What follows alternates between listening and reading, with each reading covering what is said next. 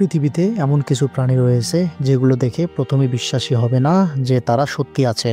আজ আমরা জানব বিশ্বের সবচাইতে অদ্ভুত 5টি প্রাণী সম্পর্কে, যাদের গঠন, ব্যবহার কিংবা অস্তিত্বই যেন এক একটি বিস্ময়। 1 নম্বরে ভিডিওর শুরুতে রয়েছে অ্যাক্সলটল। মেক্সিকোতে পাওয়া যায় এই অদ্ভুত প্রাণীটি, যাকে বলা হয় ওয়াকিং ফিশ।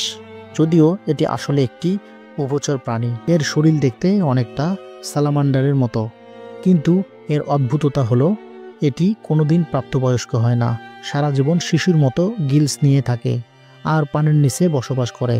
এই বৈশিষ্ট্যকে বলে নিউটেনি। দেখতে যেমন অদ্ভুত, আচরণেও তেমন রহস্যময়।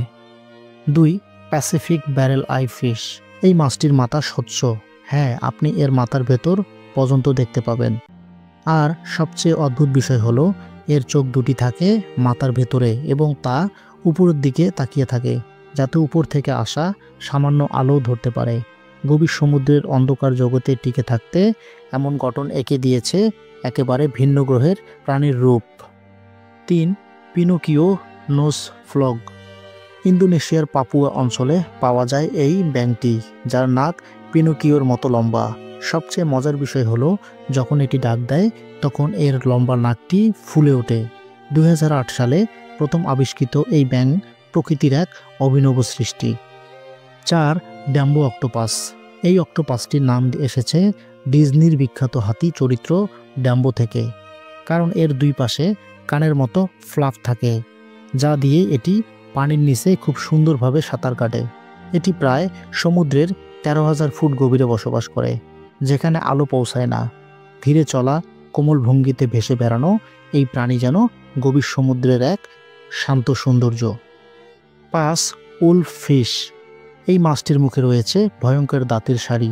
দেখে মনে হবে এটি খুবই হিংস্র, তবে বাস্তবে এটি মানুষের জন্য বিপজ্জনক নয়।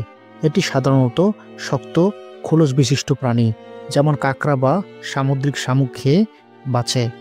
দেখতে ভয়ঙ্কর হলেও প্রাকৃতিক ভারসাম্যে এর ভূমিকা গুরুত্বপূর্ণ। প্রাণীজগৎ সত্যি বিস্ময়কর। পৃথিবীতে নানা প্রান্তে এসব প্রাণী রয়েছে, যাদের সম্পর্কে জানলে অবাক হতে হয়।